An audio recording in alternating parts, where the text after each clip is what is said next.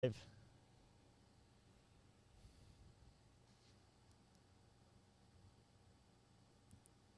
are going live, going live, going live.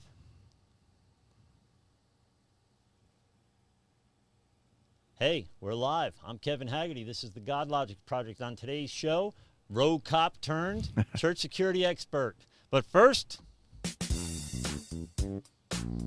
Hello, God bless, and welcome. I'm Kevin Haggerty, and this is the Godlogic Project.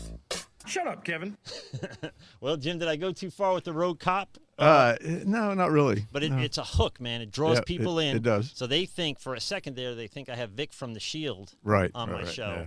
And then it turns out to be Jim Howard. And people that know you're the nicest guy ever. No. No. I just try more now. Try to be better. A little better every day. Yeah. So progressive sanctification. That's it. I believe they call it. We're never done until we get to go to heaven. So. Well, we have on today's show. Today's show is going to be about church security. So I have a guy that I've been working with quite a while now, a few years on church security. We had an issue here at my church with no plan whatsoever, which I kind of dealt with internally, and it was a handful years ago. And then a mutual friend of ours told me about what you do, so I reached out. He gave me your number. I reached out to you. We started coordinating things here at my church, which really was in trouble in terms of managing drugs and alcohol and violence and believe it or not, things like that in the background. Obviously, it didn't happen during the church services, but although it tried to a few times. A couple of times, yeah. So you've been an invaluable asset to Next Level Church, Jim, and an invaluable asset to me through our friendship. So I've learned a lot from you. We come from kind of different worlds, sure. Right? You come from a law enforcement background. Right. I come from the other side of that, right? The law-breaking background. You're kind of for us, a bigger church. I wouldn't call it a mega church, really, but a big church compared to Next Level, certainly. But we deal with some of the same issues. And what we talked about the last hour in our personal conversations, we're not in that much of a different situation. So the things that we deal with here in a smaller church, the bigger churches are dealing with as well. Now today's topic is going to be church security. Now, what's going on in the world? What are we seeing now with Easter worshipers? Sure. Instead of Christians being slaughtered. Sure. Overseas. That is very common. I mean, it's more common. I know you're a big stats guy. It's more common than people like to think it is. They have, I suspect we're going to begin to see more and more of this here in America. And then the idea being we need to equip people and ready people for that kind of division. So the theme or the kind of the question we ask at the Godlogic Project is it possible or even practical to maintain a Christian worldview in a post-Christian America? That is becoming increasingly harder to do, I think. So we end up in a situation where Christian nation like the United States has now become post-Christian. So or that Christianity has become, in some cases, marginalized, and in a lot of cases we're seeing more and more vilified. So how do we? It becomes a very fine line we walk between our civic duties and responsibilities as Americans and as in societal, just getting along with people, but maintaining a scriptural worldview, which will then not be well received by most of the world, or most of the country, or a growing amount of the country anyway. So with that in mind, I brought in a friend of mine, Jim, to kind of talk a little bit about what's going on in the world church safety-wise, what kind of oppression, either passive or literal, either overt or covert aggression is being seen around the world to the church. What have we seen here? What can we expect to see here? Well, the thing that happened that I think is a catalyst for a lot of stuff that we're seeing right now was New Zealand.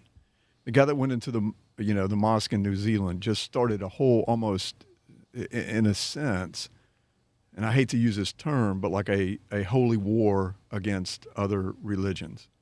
And when that happened out there in New Zealand, some of the first guys that came on the scene and started talking, the talking heads that were out here, we're talking about that this guy was a conservative Christian, and he was a white male, so we need to be, really watching these people. Well, he wasn't a conservative Christian to begin with, because that's not what we believe. And the second thing is that he was out there. I mean, if you read any of his manifesto or any of the things that he was printing out there, he was, as we were talking about, he had the devil in him. It was, it was mental to the nth degree, but it was evil. I mean, that's the whole thing behind it. And so when I saw that was going on, I immediately went out and posted on our blog that we have to really be alert, because there's going to be people that retaliate against this. And that's what we saw. To me, that's what we saw in Sri Lanka. I mean, that to me, because they even came back and said, this is for what happened in New Zealand. So we saw it, and I say this, and people kind of look at me strange. It is a terrible tragedy that happened over there, but it didn't happen over here. And that's what scares me, is because I think that a lot of times we're too lax on preparing everybody. We live in a different world now. It is not the same. And, some of the other things that we looked at with this New Zealand guy, he wore GoPro and did like an active shooter type game. Really? Yeah. I didn't know that. Yeah, he wore GoPro through the whole thing and was videotaping it and live streaming it to Facebook.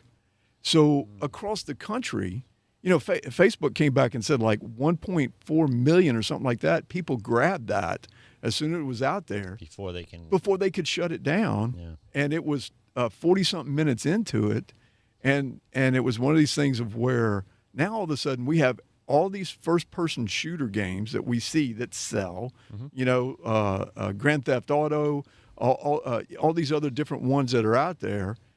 Now we have all these gamers that think this is cool. Yeah. Because I looked for the video at first and could not find it on any of the sites that I normally go to. And the next thing you know, somebody sends it to me. So they had gotten it.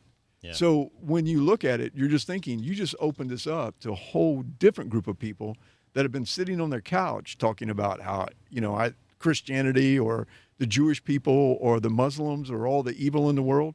And so now you've made it popular because this guy's running around with a GoPro showing what he's doing. We only had to give them, or this guy only had to give them an excuse. So people tie their name to Christ when they do these vile acts. But there is a whole world out there that is dying for this to be in the name of Christ, in a sense. So there is a around the world, and certainly in the United States still too, is there kind of an anti-Christian mindset that they cannot wait for. When there's a mass shooting, they're hoping that it was a legal gun, right? Sure.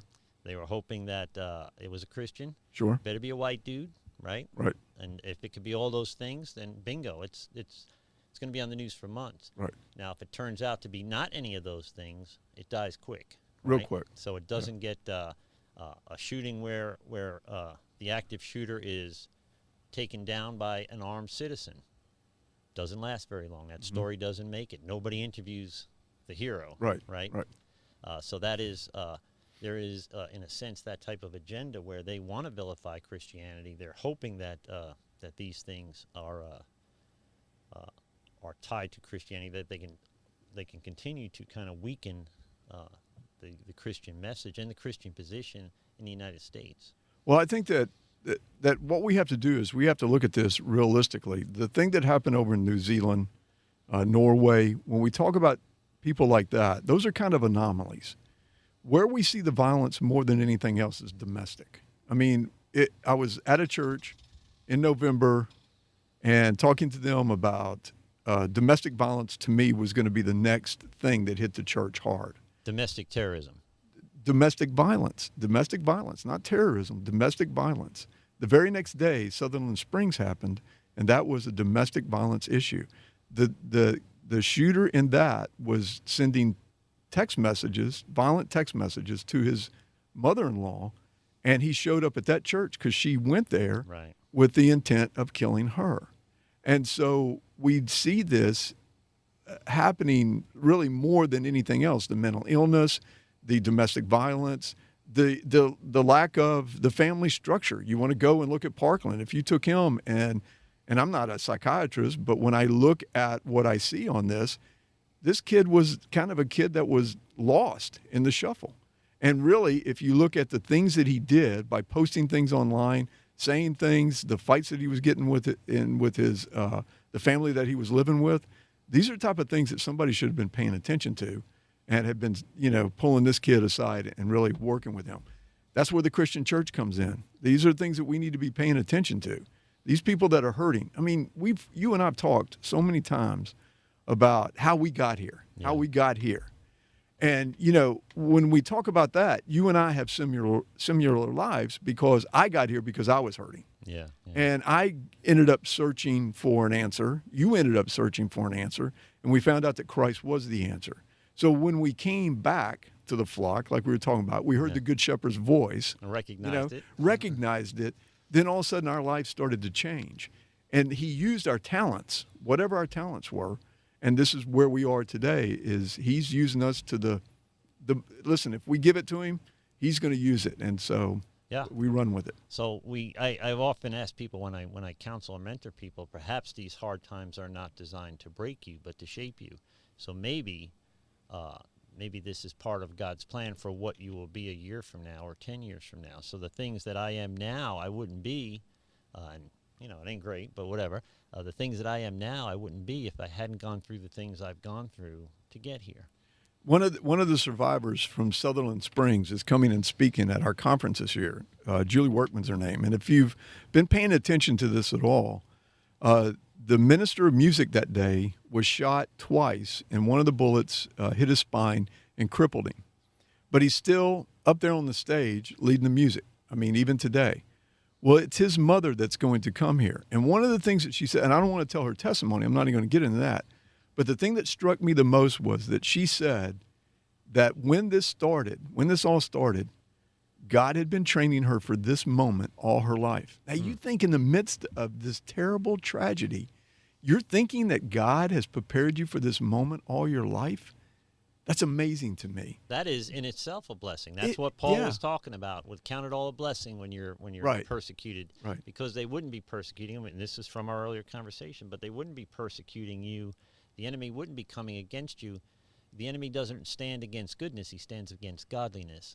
And once you've gotten that tap, once you've gotten the nod, once you're called off the bench and you step in into a leadership role in the church, in I don't mean the church building, but the church as a body, that's where you get the enemy's attention. So if the enemy is coming against you like that, it is in essence confirmation that you have begun a journey, right? And that you then have faith in your protector, your creator, God, to take you along, to protect you during this journey, regardless of what that ends up looking like.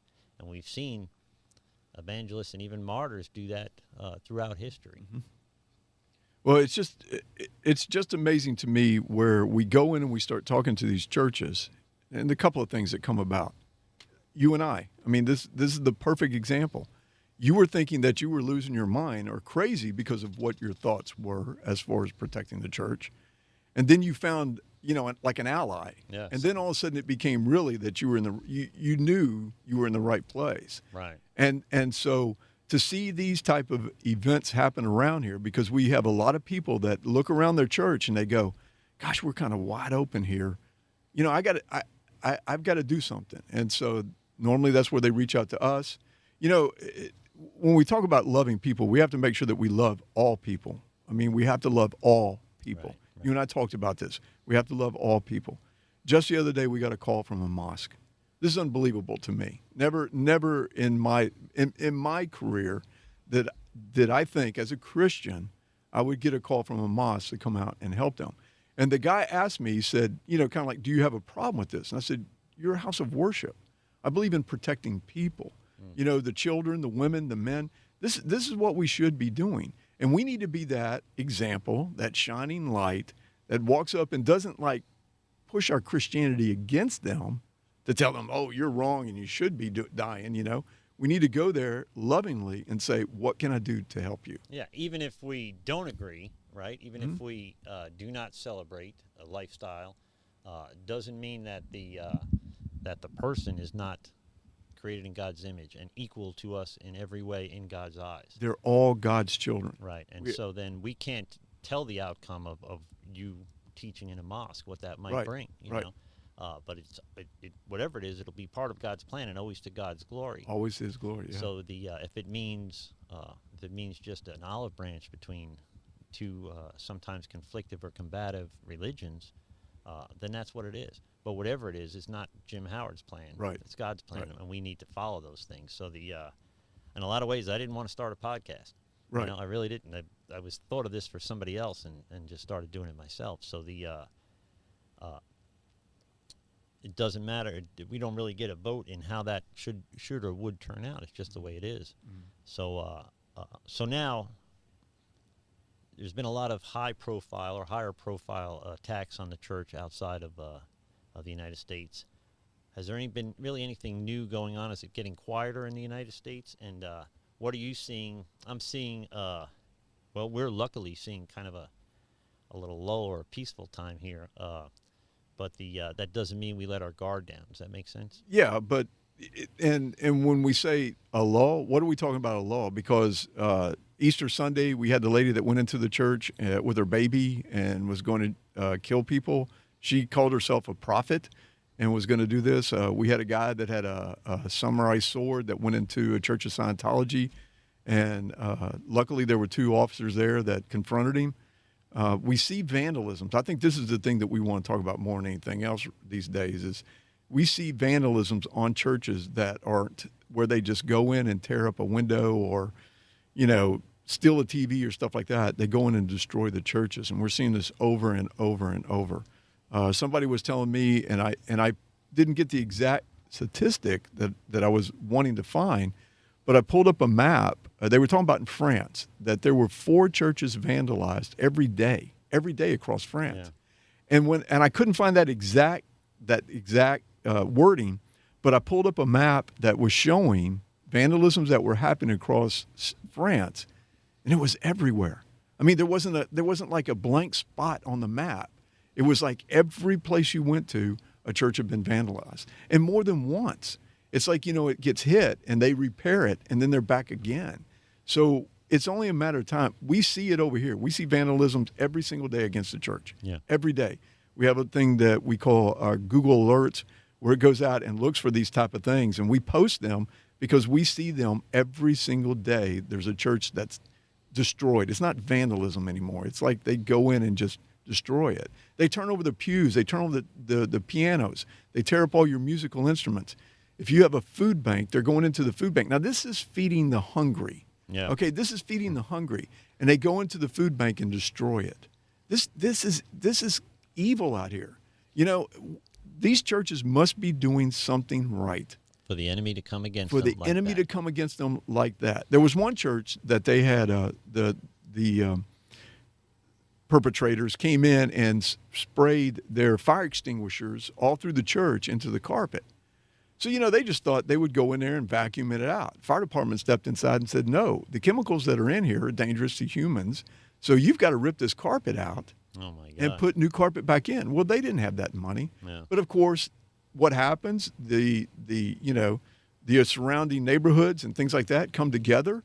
You know, they help fund it, you know, and they get these churches back, you know, back to where they're preaching the gospel. So God is out here moving. It's like it is a constant battle, it seems like right now. Now, it's not all gloom and doom. People got to understand, churches still are basically safe, but you have to be alert to what is going on around you at all times because of domestic issues, because of demented people. We saw one of our members contacted us the other day. They had a guy from another religion. I mean, I'm not going to say the names, but stand up in the middle of their congregation and say, all of y'all are going to go to hell because you don't believe the way we do. Yeah.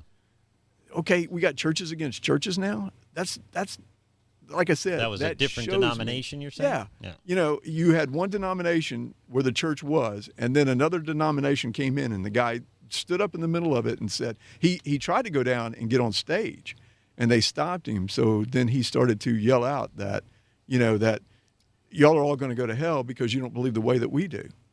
Well, isn't Christ the center of this? And when I looked at both churches, I have a little more of a problem with the one that stood up and said, you're all going to go to hell, than I do the one that he was in, Yeah. And so it was just kind of ironic that he's going to do this inside of a kind of a more traditional church than what you are.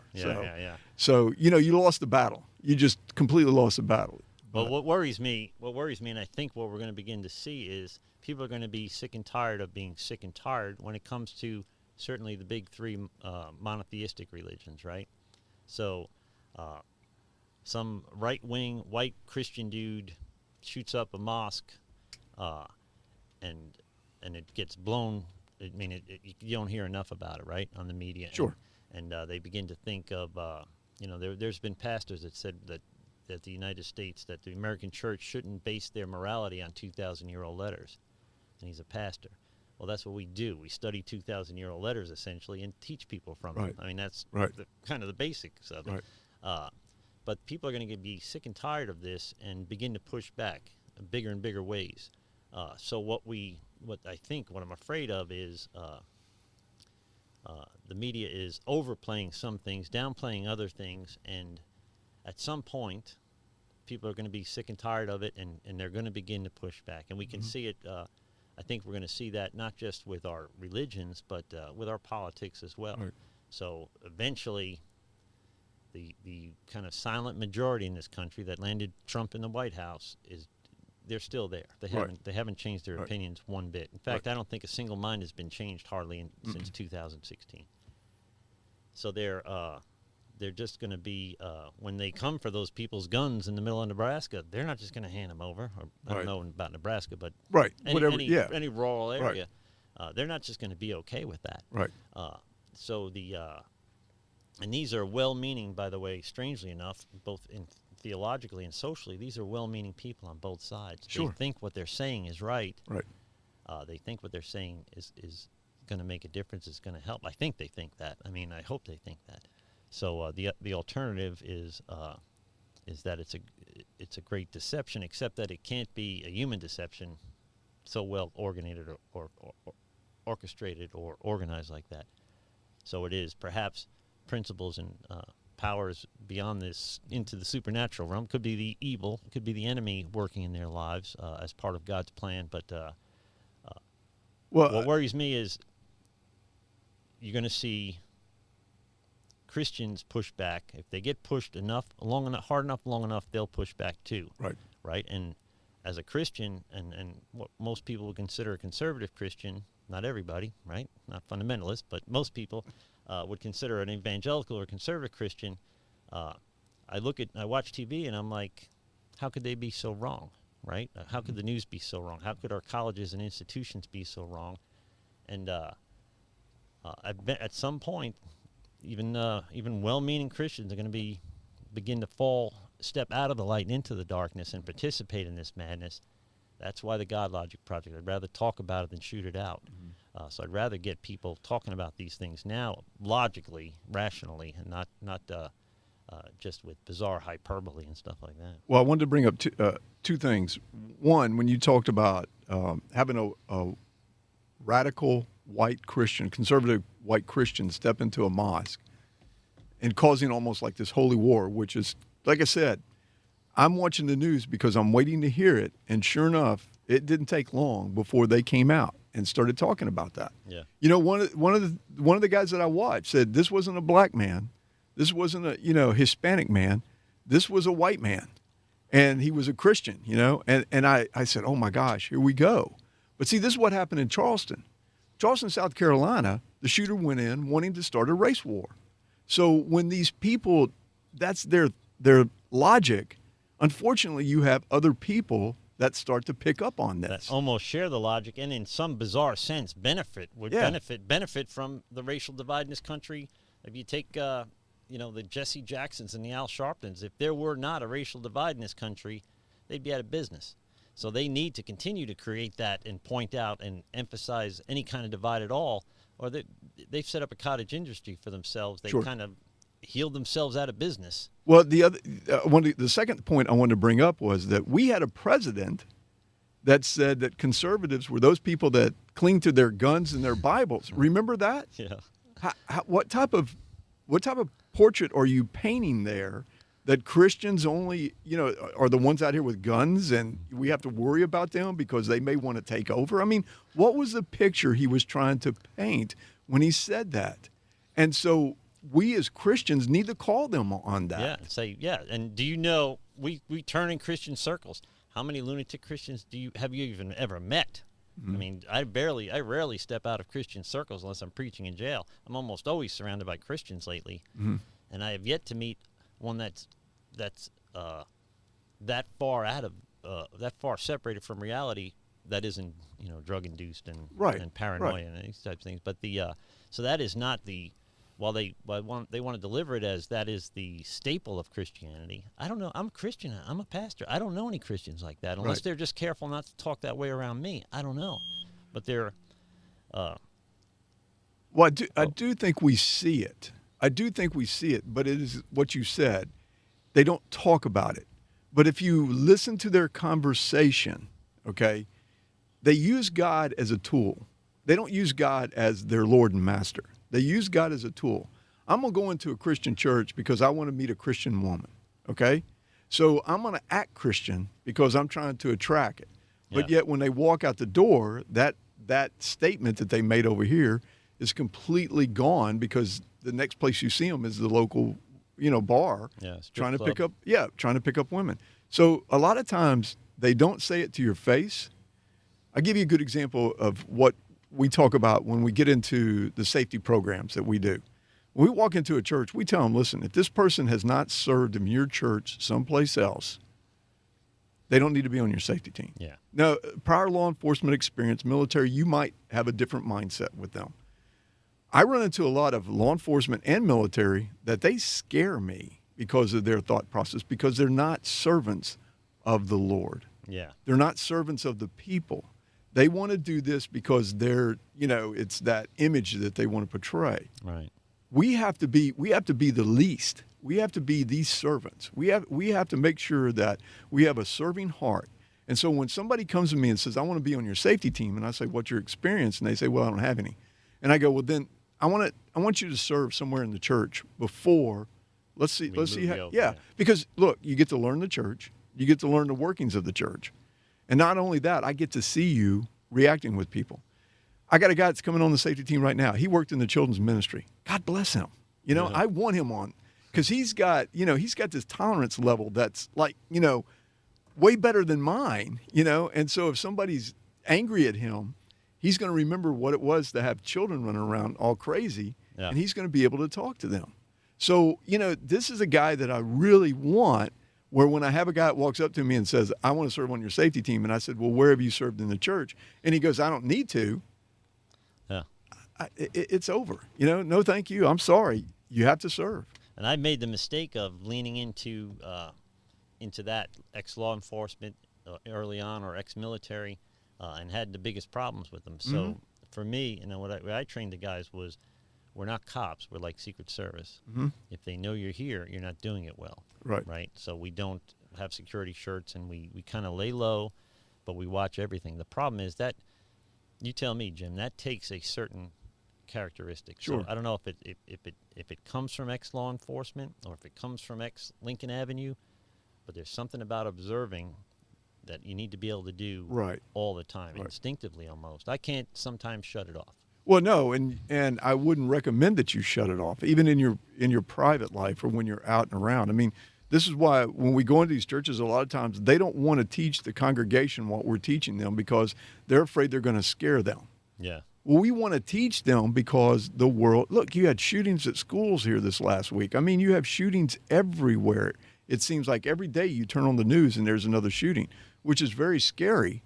So why shouldn't we be paying attention? It's almost like we've gone back to the Wild Wild West in a way. Yeah. The sheriffs are in town and they're going to run down the street and help you out, but they're 2 to 3 minutes, 4 minutes, 8 minutes. We've been at churches where they've come out and told them, you're 15 minutes away before we get here. Yeah. We just don't have a person that can cover. So what then do you do? Yeah. The church in Texas had that issue, right? Was it? Sutherland Springs. Sutherland Springs. They had that issue. It was a rural area. Now, I'm kind of blessed to be in the middle of a rough area, so there's a lot of cops around here. Right. But that's not always the case. And we talked about before, the part of our role, and the way I train my guys at least, is you limit time and opportunity. Mm-hmm.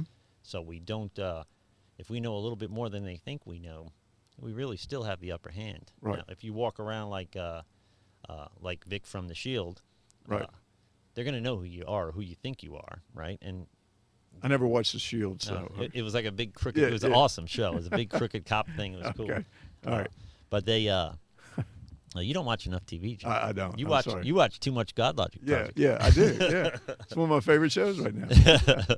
So there is a a subtleness to it. So I don't think people are comfortable with the idea of needing security in church, which is probably a part of the resistance you probably feel. They also feel that God will protect them. Well, maybe God's using you to protect them. Maybe He's sending you to do that very thing. Well, and this is where I was talking to you before about Ezekiel 33, where, Ezekiel comes out and says, the word of the Lord came to me, Son of man, speak to your people and say to them, when I bring the sword against the land. People don't understand that if you're going to have people come against you, God will allow it. He doesn't want it to happen, but it's one of these things of where, like, how did this person become president? He's still in control, but it's to teach us a lesson. Yeah. So when I bring the sword against the land and the people of the land choose one of their men and make him their watchman, and he sees the sword coming against the land and blows the trumpet to warn the people, then if anyone hears the trumpet and does not heed the warning, and the sword comes and takes their life, their blood will be on their own head. Okay, but he goes on down, he says, but if the watchman sees the sword coming and does not do anything, then that blood of the people who die is on his head. Right. So, I don't really want anybody's blood on my head. I got enough blood on my hands right now, I believe that God forgives us of our sins, but there's always that little piece of me in the background going, when I get to see him, he's probably going to look at me and go, you remember what about when this? you just, yeah, and I'm going to be going, oh yeah, you got me. But, I don't want that to be a part of it. And it's the family. Like I said, when we talk about this, it's about Nehemiah that we use. And it's the family that we're looking at. This is our family. And I want to make sure that we protect our family. So, this now is becoming, like I said, I'm a servant of his. He gave me a role. He gave me this mindset, the same way that you were when you got started in this. Yeah. He gave us this mindset. And so, we're not all going to be pastors. We're not all going to lead music. But he has something for you. Right. And and this is one of the other things that we're working on a lot here is that what has God got for you? So many times people just hear a job and say, hey, you know what? I've never been a used car salesman. Let me go try that. Yeah. And they get into it, and 3 months into it, they're totally disappointed. And see, this was one of these things where we have so many people that do that, they don't know what God wants them to do. And once they do find it, it may not be making all the money in the world. It may be not, it may be going to other countries to preach. But once he gives you that, once you find it, as Julie Workman said, I knew exactly that I'd been trained all my life for this very moment. For this moment. And that is, I struggle with that with my denomination, which is largely outside of the United States, the Free Methodist, and they appoint pastors. So I don't want to be appointed to the jungles in the Amazon. I will if I or I may when the time comes. If the Lord sends me there, I certainly will go. But you do wonder what role you're really supposed to play, except that it takes me right back to John 15. Then turn to the vine. Right. Keep your mind off the fruit. And this is where we even pastors make a tremendous mistake where how many people are showing up? How well did it go? Did I hit all my marks? Did I go over? How was the fruit? Well, when you look at the fruit, you're not looking at the fruit, you're looking at yourself, right? So you like to think you're, just seeing how we're doing, but you're really seeing how you're doing, right? It's not about you. Right. So God serves through us. I want to take a second. First of all, guys, I want to encourage you guys to get on YouTube, youtube.com/Godlogic Project. Subscribe to the YouTube channel. I got to get to 1,000 subscribers to monetize the YouTube channel. So godlogicproject.com. Godlogicproject.com, by the way, will link you to all of our social media platforms. So if you go there, it'll take you right. You hit the YouTube logo, it'll take you right to our YouTube. Subscribe, ring the alert bell. Turns out Facebook is going to begin to monetize videos, but you need 10,000 likes on your I would need 10,000 likes on my Godlogic page. So I'm going to try to start pushing that. If you're shopping on Amazon anyway, we made our first $1.18 on Amazon, which was exciting. I have an Amazon affiliation, so if you're shopping on Amazon anyway, if you would click through the godlogicproject.com, then shop as normal. But since you came through our affiliate link, they will contribute a little bit to the Godlogic Project every time you do that. It's an extra step. I know it takes some mental and discipline to remember to do it, but it would be a big help to us if you would do it. Also, I'm on my personal cell phone texting with, I believe is the president of Trinity Security Allies, Wendy. You familiar with her? Yeah. You work for her, right? She's the Lord and Master on Right. that. So you work for her. Not the Christian Lord and Master, but yeah. yeah. So there's things she wanted us to talk about, Jim. Sure. And now you're on camera, so now it's time to talk about that. Well, she brought up an interesting point, and I happened to catch it here while we were sitting here, that a lot of these churches, when we start talking about safety, and we get away from the term security, we stay away from that. But when we get into talking about safety, one of the first things that we talk about is the children. Yeah. Listen, you cannot lose a child. You lose a child, you lose your church. And this is one of the things that we talk about, because what would you do if you had a lost child? What would be your procedures? And you start with those procedures. What would you do if a husband showed up who did not have the children and took the child? Right. What procedure would you do? What would be the things that you would walk through to do? And so when you start talking about the children, you get everybody's attention. Yeah. You know, everybody wants the children safe. If you went to a church and did not feel that your children were safe, you wouldn't go to that church anymore. So, you know, we work on that because we see across the United States that children are being hurt more and more. Why is that? Why is that? That is the attack on Christians that do not understand why God would allow something like that to happen. So if it happens to them, they start to question their faith. Right. And this is Satan clearly himself. the enemy, the voice of the enemy. It's the enemy because he knows. I was telling you, I read, the guy's name is David Guzik. I'm going to put his name out there. You may never hear this, but I use his studies a lot. It's just a fantastic guy. But he was talking about how Satan gets upset every single time we take a person out of his kingdom and move it over to the kingdom of God. Yeah. And so Satan is out here to hurt us and get people back. Now, you know, we can say once saved, also. That's another discussion for another day. Was this person truly saved or just sticking their feet in the water? Yeah. You know, when you're saved, you know when you're saved. But a lot of times we run into these things, and like I said, I won't go too deep into this because we'll be talking about this all day long. I argue this point a lot with folks. Yeah. You know, are you a fan or are you just a follower? You know, what is it that you're doing there? So anyway. Are you a Christian or a Christ follower? Because there's a very big difference. There's a big difference. So the other thing that I know Wendy wants me to talk about, and we'll talk about this this is our commercial for the day. We were able to purchase a shoot, don't shoot simulator. And we have taken it to churches. We've taken it and showed it to people, and it's an eye opener. Yeah. You know, and if you carry a concealed weapon, you can go shoot at paper targets all day long, but come talk to us and let us put you through some scenarios. Well, this company that we're working with, Laser Shot, is coming here next week to do filmings of church activities, church scenarios, which they never had done before. Most of the ones that you would see would be if you carried a concealed weapon, somebody's breaking into your car, somebody's broken into your house. Right. How do you deal with that? And the others that they do is law enforcement. You know, as a law enforcement officer, you're standing here talking to this guy, and all of a sudden he reaches into his pocket. What do you do? Yeah. So they have now created a you know, kind of like a different genre of where they're going to do church shootings and church violence, and how do you do this? So they're coming from Houston out here to work with us. So we're needing actors and actresses, okay? And just go to our webpage or email Wendy, because there's a whole bunch of days next week. We're going to be at Generations Christian Church filming on Tuesday and Friday. Wednesday is open right now. but Thursday we're going to be at Faith Baptist Church. Monday, if they can make it, it's where they're going to sit down and talk with all the actors and actresses and tell them what they may need and what to wear, different things like that. We'll put out an email when we get the information on that.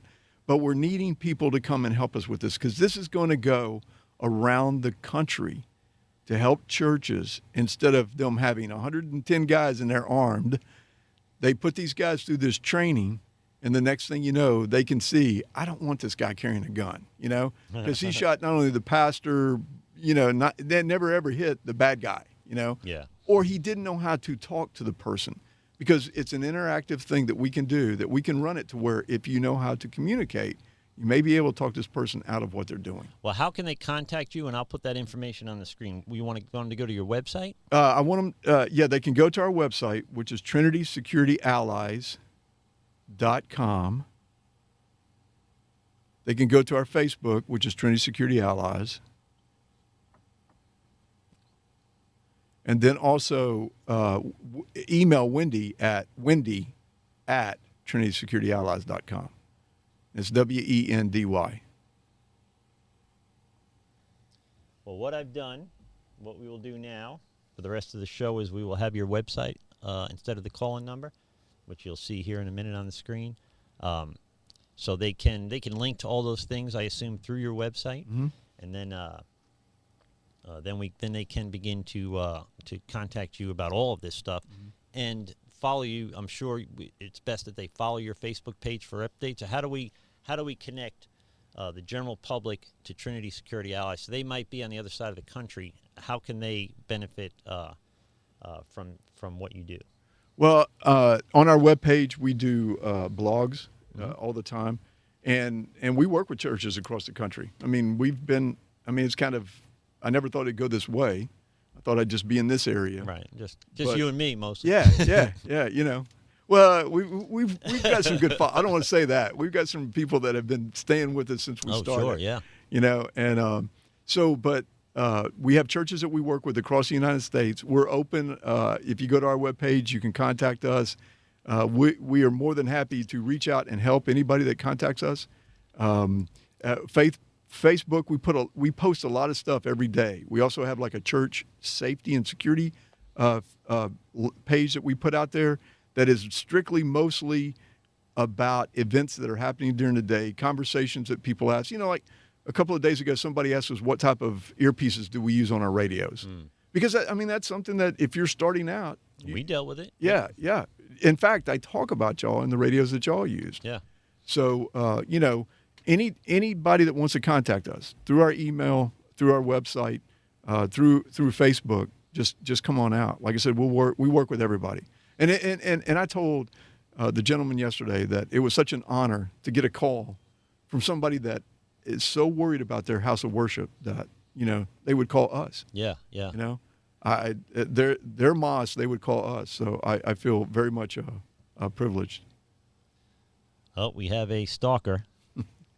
We have Deputy Art stalking the studio. Well, the Art is watching and monitoring our live stream, so he's in the next couple rooms over now, I'm sure. Okay. Keeping an eye on things for us. So we're talking church security. Let's do this.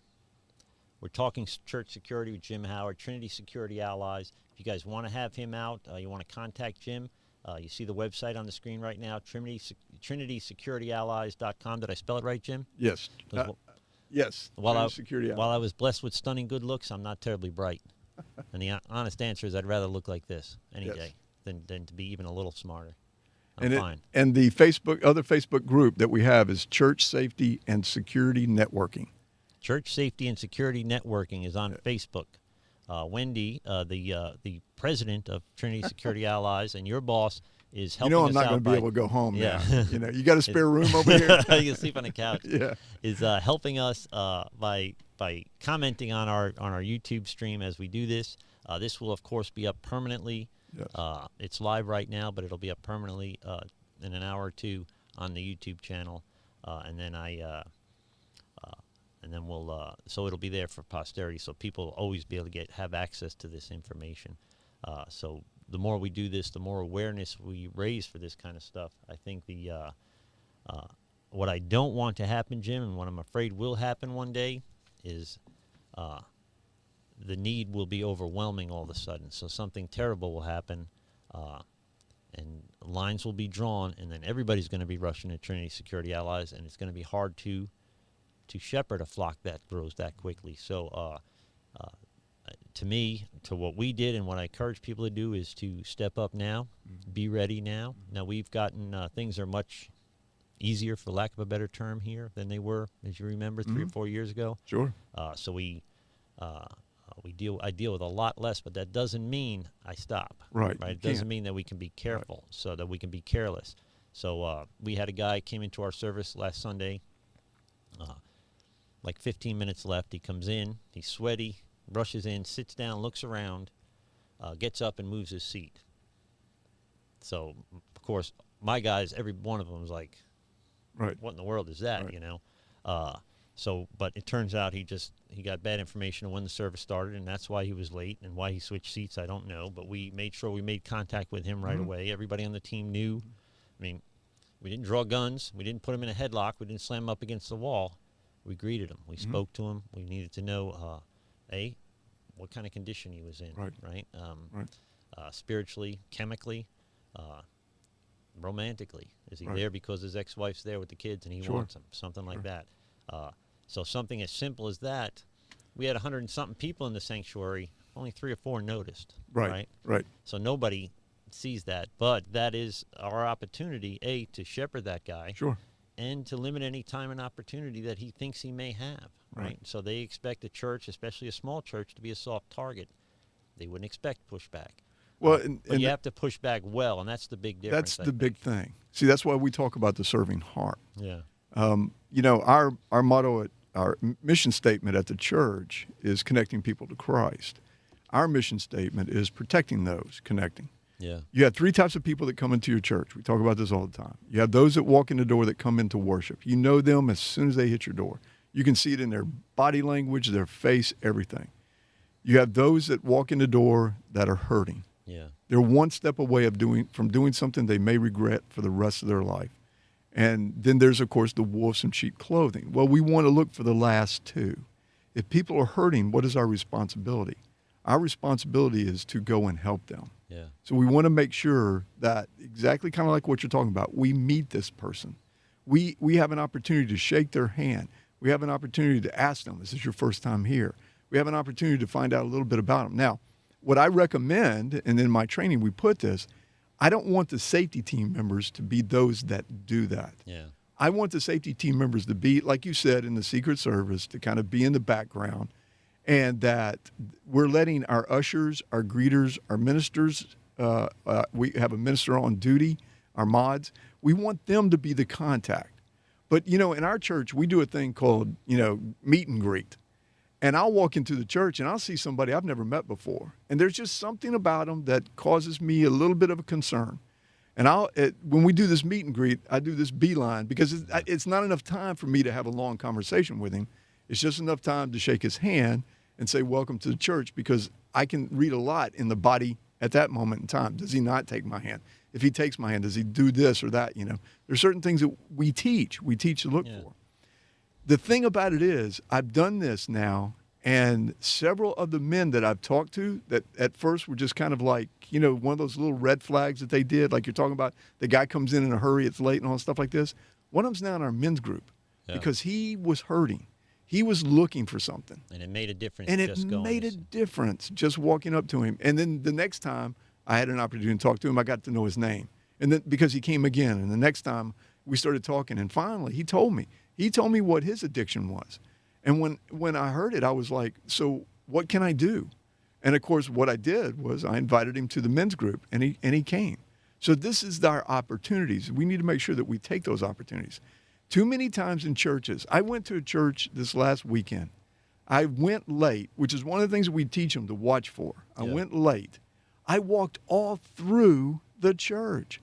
I went to the balcony. I went downstairs. I went all over.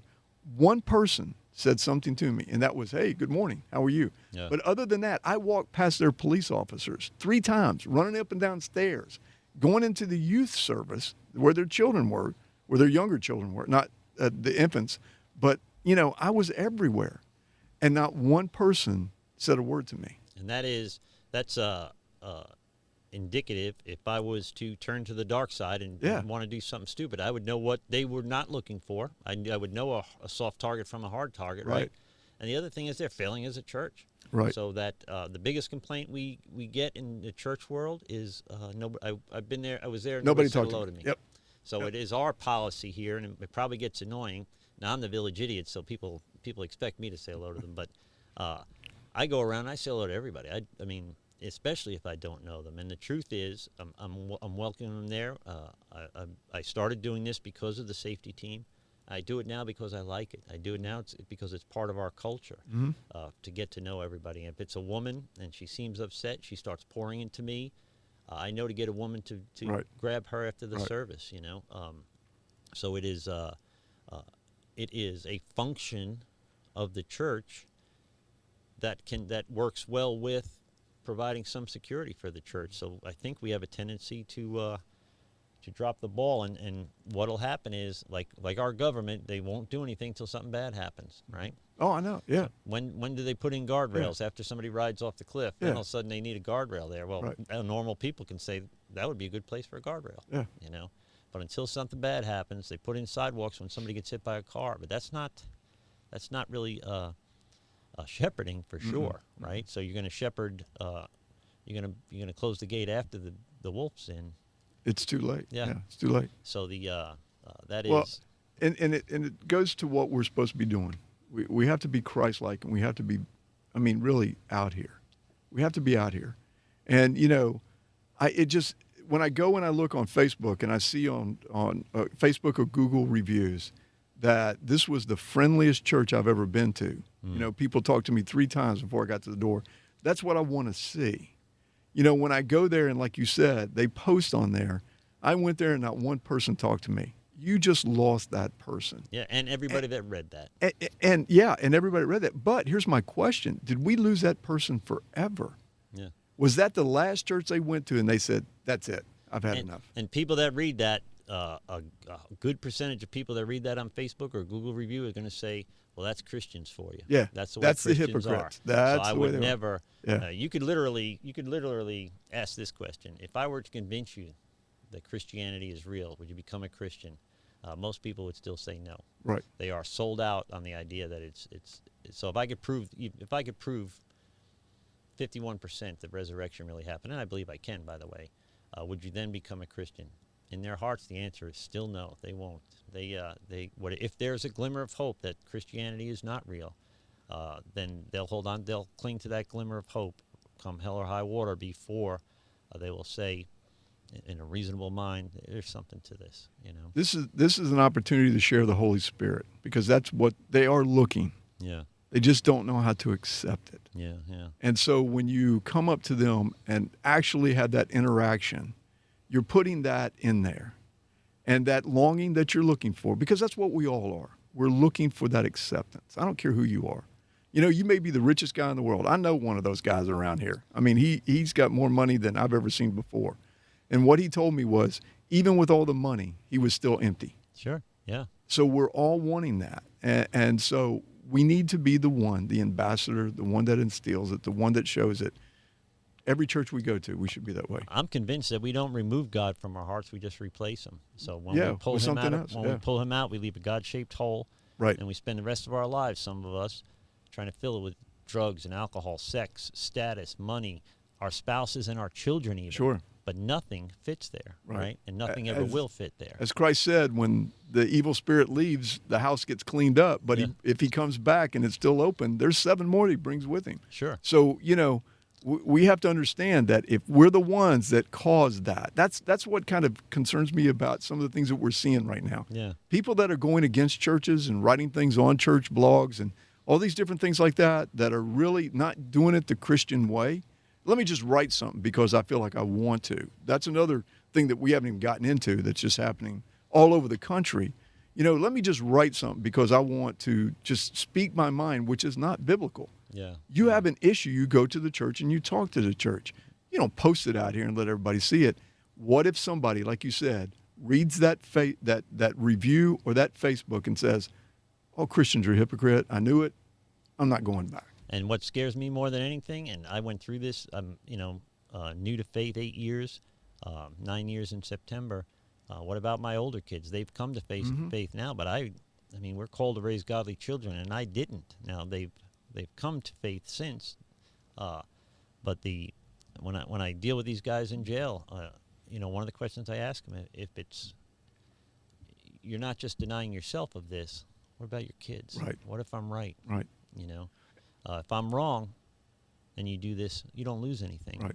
If I'm right and you don't do this, you've lost everything. Yeah, you lose a lot. Yeah. What about your kids? You're willing to bet your kids' salvation on that. Yeah. So you want to run and gun and be hard and be street and all that, that's fine. But you don't, we both know you don't want that for your kids, right? And those are the things that I feel like we pay for at the end. Those are the things that I think, we talk about, we ask for forgiveness. And, God says, yes, from east to west, no problem. But yet, if we have caused something to where somebody did not make it to the kingdom of God, like I said, Ezekiel 33, their blood is on you. Yeah. And so that concerns me. I mean, that's the one thing that if it were anything that would keep me awake at night in my spiritual walk, it's like, when I wasn't with Christ, what did I do?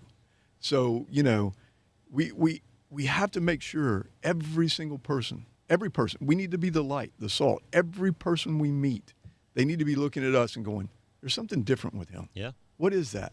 And So- then it gives us that opportunity. So this then becomes a program of attraction. So if you don't have something they want, believe me, if you are saved, if you are endowed with the Holy Spirit and the conviction that goes along with that, you have something they want. You certainly have something they need, whether they realize they want it Sure. or not yet or need it. If you may be the only gospel that person reads that day, or ever for that matter. Sure. In 12-step recovery, it's the same thing. We call it a program of attraction. If I am in good recovery 1 hour a night and then 23 hours remaining, I'm a jerk. What kind of message am I really sending? So when you go to church for an hour a week, and then you're not living, you're a Christian but you're not a Christ follower, what message are you sending to the rest of the world then all week long? So are you a hypocrite? I mean, I'm sure there's people that would call me a hypocrite, but there's people out there, believe me, that have seen the change in me, they've seen the walk that I've taken and maintained.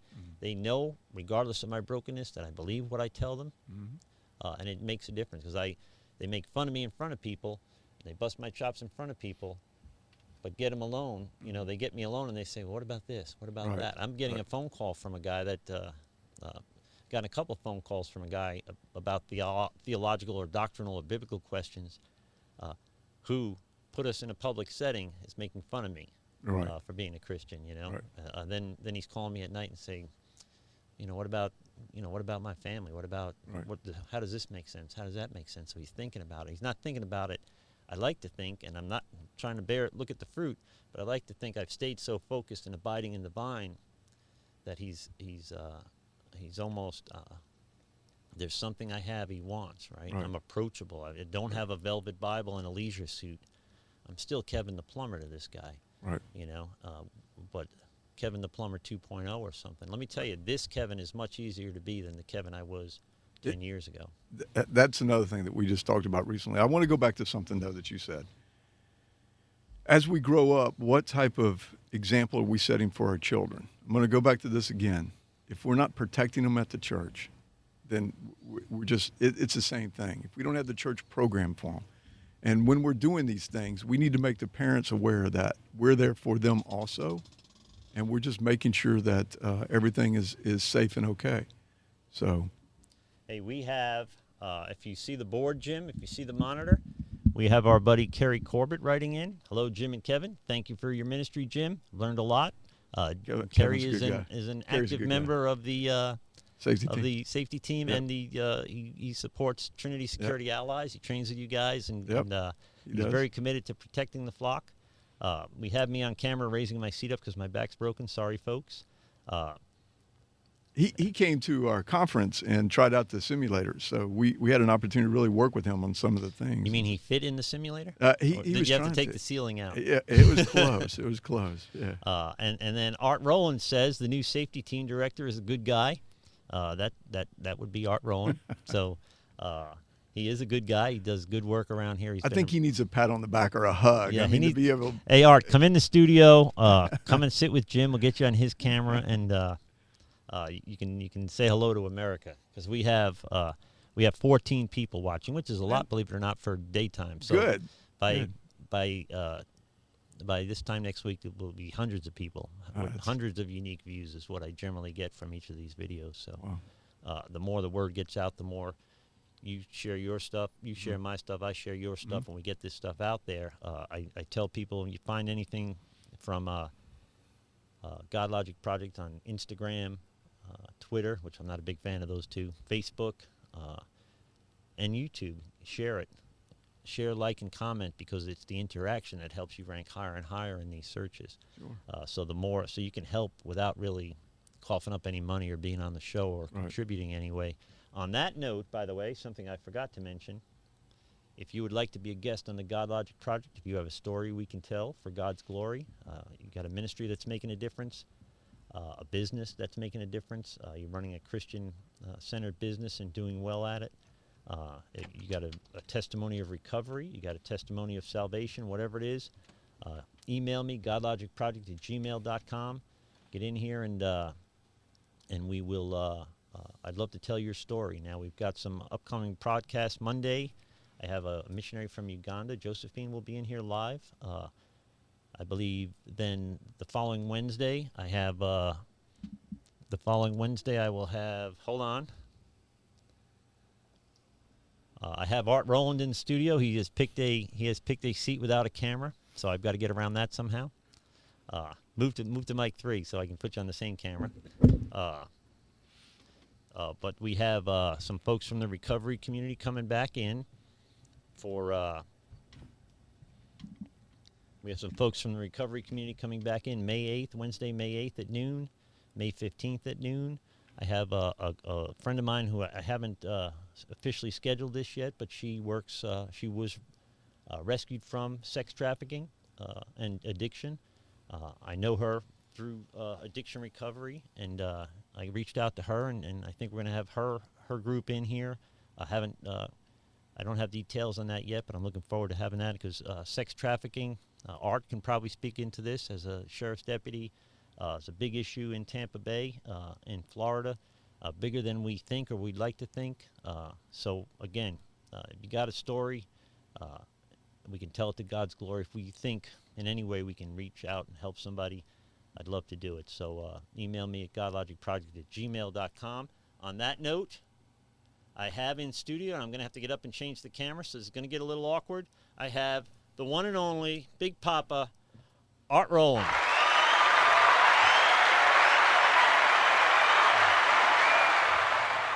I just zoomed in real hard on Jim, by the way. All right. Let me switch cameras. Now that we got Art on the camera. Art, first of all, can you hear me? Yes, I can hear you. Okay, speak into your microphone so I can check your levels. I can hear you. Okay, I can hear you, and I believe America can hear you. Can you hear him, America?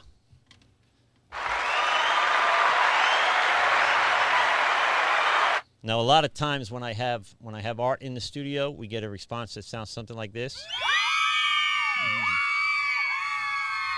And you couldn't hear it, but when it was just Jim and I, yeah, we got a lot of that, didn't we? That wasn't flattering when that happened. That wasn't flattering. That wasn't good. The only one cheering, I think, was Wendy. Yeah. So she was happy to see us, but beyond that, not too many people. So Art, buddy, while we're on the topic, I've been dealing with someone. I'm going to get them in here. I think somebody you may remember. I don't know when you meet her, but she's been working diligently in a ministry that rescues women from sex trafficking, and I know, being law enforcement around here, you have some background in that. Would you like to speak into that a little bit? Yeah, I've met I can't remember her name right now, but I've met her, and I've been to conferences that she's put on. Yeah. For the sex trafficking. Yeah. And how she goes into the clubs and stuff like that to meet the girls. Yeah, and this group goes into prisons, women's prisons. They make contact with them early. They help facilitate their release and then intercept them or interrupt their return to the streets or return to the bad elements that would get them re-addicted. They plug them into 12-step recovery programs, churches, places to live, begin hopefully one day to get, if it's an issue, get custody of their kids back. This is stuff that certainly Art knows I deal with on an ongoing basis between my work as a pastor and my work in the recovery field. We stay pretty busy dealing with this stuff. So part of what we're going to do with the Godlogic is facilitate or be a hub or coordinate some of those recovery processes, because we talked about it, Jim. I think it's the breakdown of the family unit that is leading to a lot of the things that you and I spoke about today. What do you guys think, so I can get up and fix your camera? Somebody say something clever. Well, you're correct about that, because you can never arrest your way out of a problem. It's got to be society that takes care of it. It's got to be the community that takes care of it. You can't just arrest your way out of the problem, like I said. No, and a lot of guys that I deal with, by the way, in jail, I've seen them before, right? They were there last year too. One of the things I say when we open up our I never checked this camera angle. Oh, Arts, I got your arm on this camera angle, Art, so you're out of it. But one of the things I asked them is, by show of hands, how many of you have been locked up before? And if there's 15 guys there, 14 hands go up.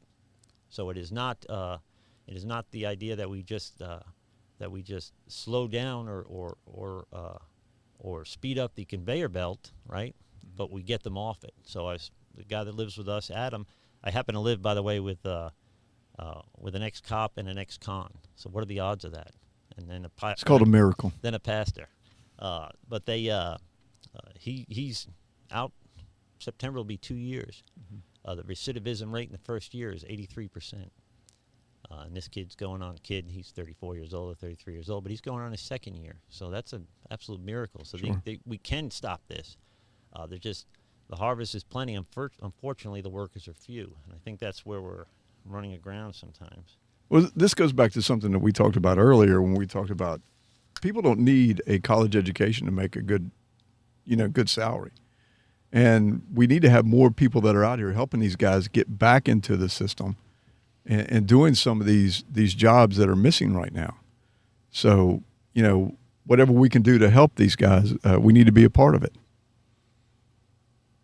All right, I eked Art back into the camera angle. Did I just walk in front of my own camera? Yes, I did. So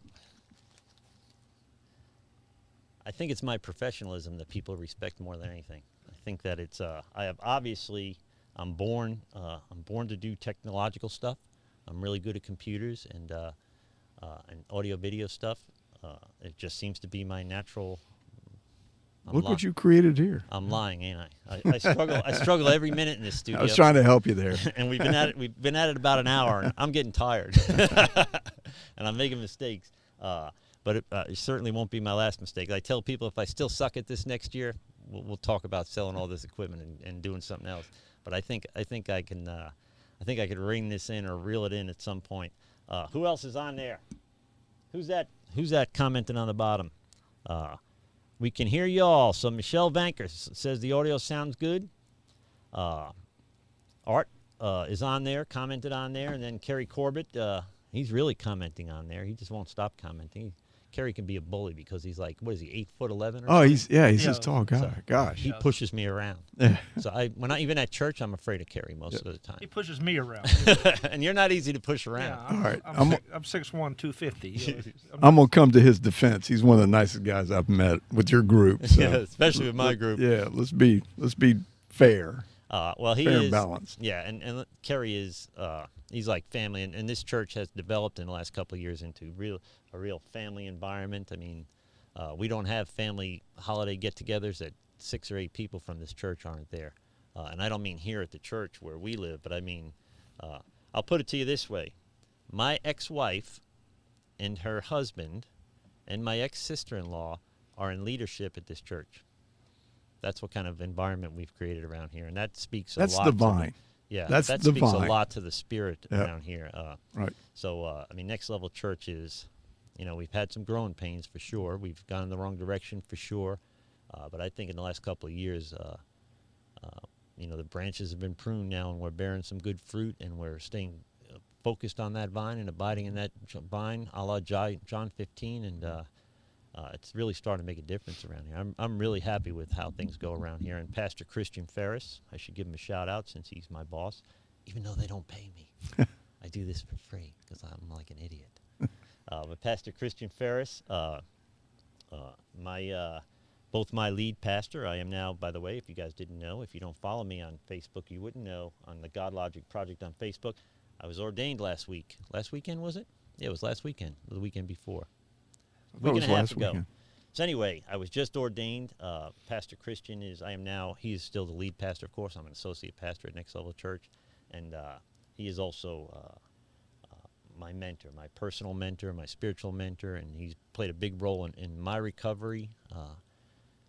I've had kind of a recovery inside of my recovery, if that makes sense. So I've been clean and sober for 30 years, but I've only been, reasonably happy a couple of years, right? And he's played a big role in that. So I wanted to give Christian and Trish. Trish is actually both the brains and the looks of the operation here at Next Level Church. So she was a tremendous addition. And then there's Art. So, you got to take the good with the bad, I guess. All right. Anybody want to talk about anything before we sign out? Just to remind people to go out online and look at what we're doing next week with Laser Shot. Anybody that wants to come out and do some acting, there will be people that may have to fall down, scream, yell. So we're looking for people who can act, run around. I don't have to send actors. I can send real live bad guys. Yeah, I know you could. That's what I'm afraid of. On that, I've been through the law enforcement shoot, don't shoot scenarios, so this is a good road to go down as far as a whole different area that people aren't usually used to. Yeah, and it's you don't think in these terms until you're in that kind of position. So you talk about shooting at paper targets being easy. When I went through some extra training for executive protection, shooting at multiple targets, drawing your weapon and shooting and reholstering your weapon, other guys shooting right next to you that you don't know. Very, very much different than going to the range and setting up and taking your time and hitting paper targets. Very different process. This takes even that to the next level. Sure. Right? Well, it does, and I'm sorry, go ahead. Or like when they're using submunitions and shooting back at you. Yeah, that hurts. It changes the whole scenario, too. Yeah.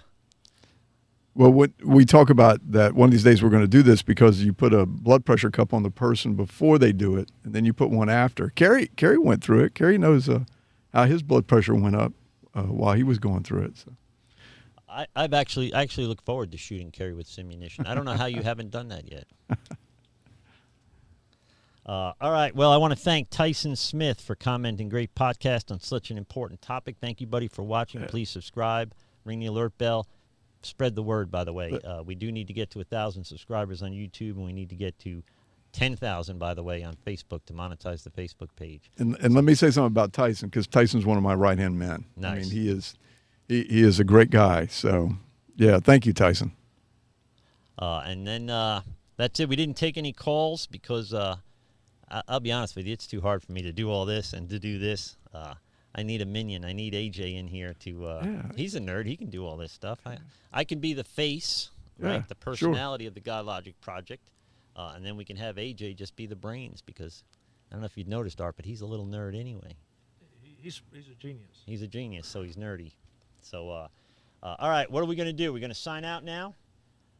Thank you for watching the Godlogic Project. If you need anything, if there's anything I can do for you outside of the podcast business, if you have a question for me, you can email me at godlogicproject@gmail.com. If there's not a resource that I can provide for you, I will find somebody to provide that resource for you, be it loved ones that are incarcerated or soon to be released. People struggling, of course, here in Pasco County, certainly West Pasco County, with opiate addiction and alcoholism. If I can't help personally, I certainly will. I certainly won't stop till I find somebody that can. It's the kind of thing you got to want it. But if they're ready and they want it, if there's anything we can do for you guys, godlogicproject@gmail.com.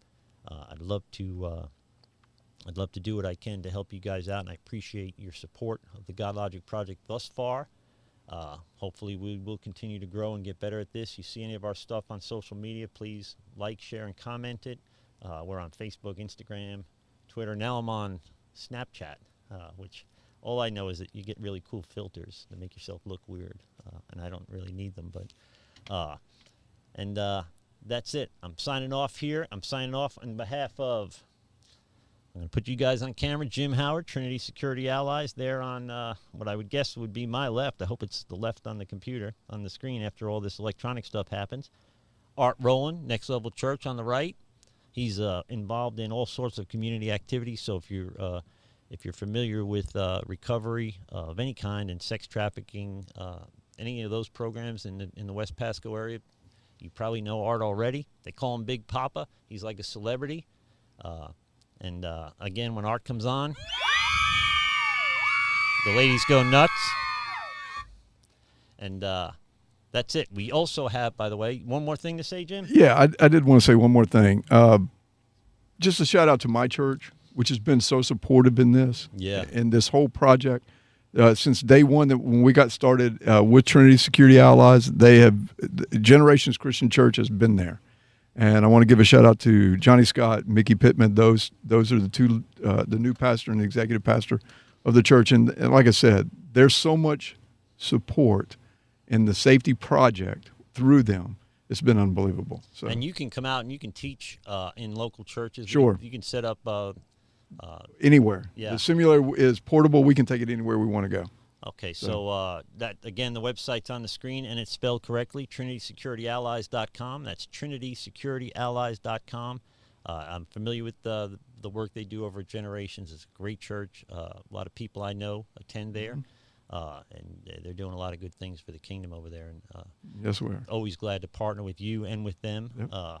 What else? Have we said everything we have to say? Let me put me back on camera. That's me back on camera. How about awkward silence? Are you asking us the question? I mean, we could go all day long. Is that awkward yet? Talking about other things if you want to. I've been dying to do that the whole show.